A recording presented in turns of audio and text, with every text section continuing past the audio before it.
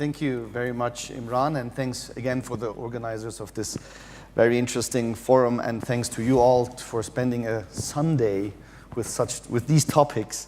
And I have to thank the speakers before me, because already a lot of important points were mentioned, which allows me to, in fact, do a little micro perspective and look into how Iran views the conflicts that we're talking about. And by doing that, I also would like to stress a few regional dynamics and mention also extra-regional actors that, well, unfortunately, also shape the realities of our region. I think when we speak about what has changed or the changing nature, immediately the word nature came to my mind. I think one thing that will be coming very soon and very fast, we are this far away from conflicts based on environmental challenges, water scarcity, etc. So this may in the future be something we have to look at.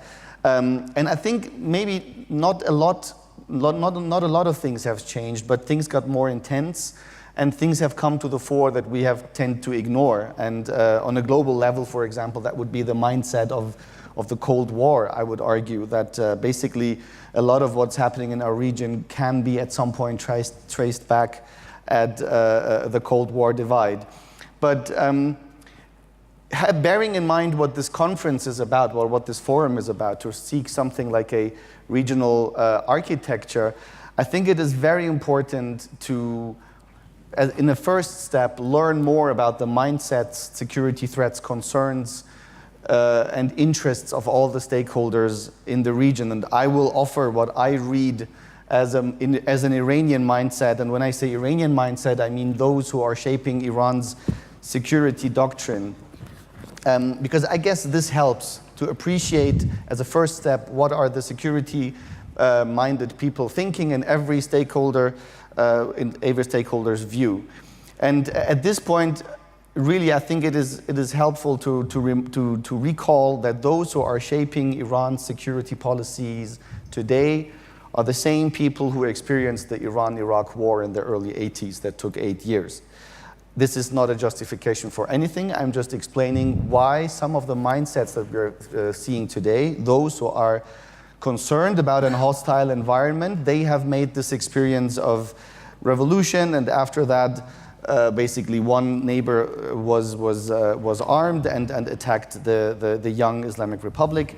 This mindset is alive and well, I have to say. So this perception of being in a hostile environment, of countries that are do not have a positive mind about Iran, is very much at the peak of the security discourse in Iran. Now, what has changed is that after the nuclear agreement was signed, this was mostly seen through the economic lens. A lot of commentary about the nuclear deal speaks about the economic benefits Iran is hoping to gain out of this. But obviously, there's also a security dimension to it. After all, the nuclear agreement is an arrangement with world powers, and basically one of the major concerns of Iran has always been that world powers would support the regime change policy, would support military strikes against the Islamic Republic, or do any other form of attempts to weaken the state. And after the nuclear agreement, I guess that the threat perception in Tehran has shifted more and more to the region and to what kind of threats exist to Iran in the region. And with the region, I particularly think that Iraq, Afghanistan as neighboring countries, and Syria are obviously the three main theaters Iran looks at.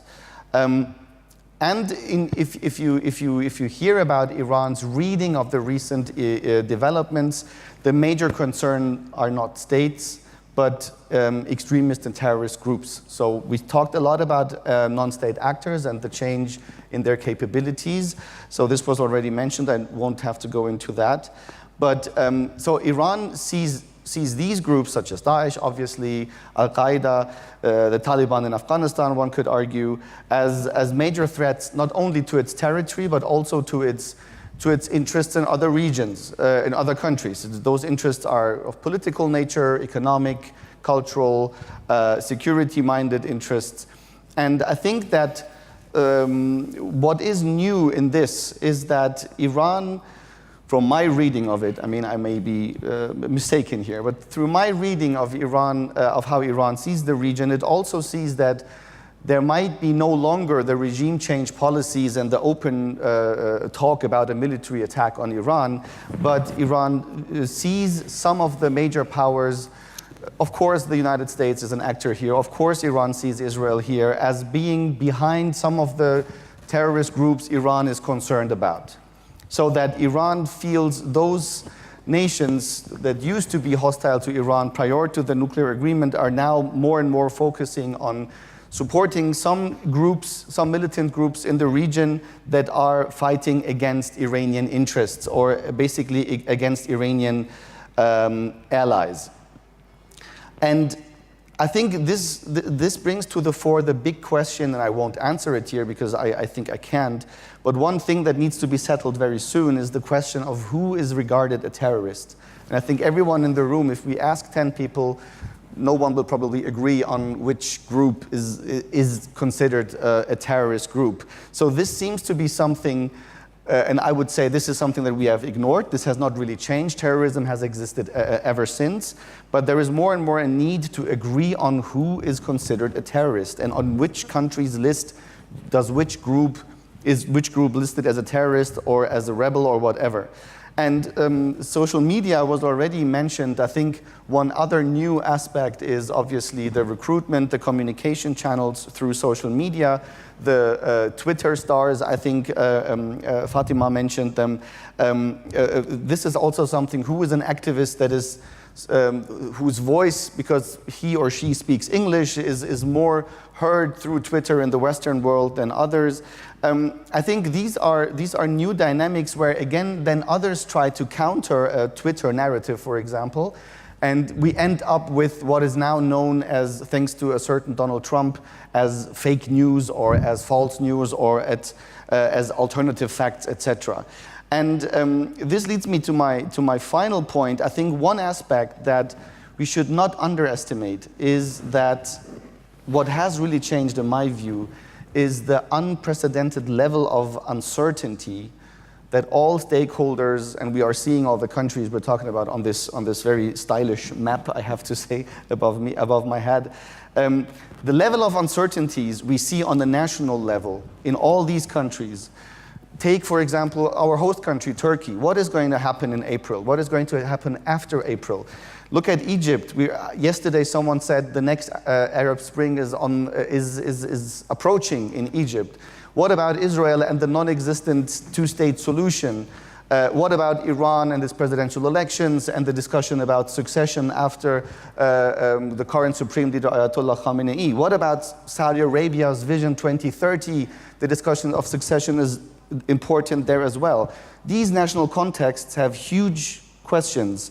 On the regional level, how will Iraq look like in the future? Syria, Yemen, Libya, obviously. What will we do with ISIS? And then if we elevate this on a global level, I think today nobody knows what the European Union will look like by the end of this year after the upcoming elections in France and Germany. And well, the big elephant, kangaroo, gorilla in the room, as someone today said, Donald Trump, what is he actually planning to do? And how will this affect our region? I think I'm stressing this in order to, again, go back to my first point. There is a lot of things that a lot of these actors that are displayed at the map have to come to terms with. My dear Iranian colleague Kayhan Barzagar stresses the word inward-looking. We have a lot of inward-looking actors in the region currently due to the changes and the uncertainties, and in order to move forward towards an architecture which kind of reconciles the interests of all the actors, we need to listen much more to each other, to ask much more questions before we make judgments, and probably also take more time until we come up with the proper solution. So I really hope this forum is, in 10 years from now, we will meet again, and probably we are decisive steps ahead. Okay, Adnan, before we move on.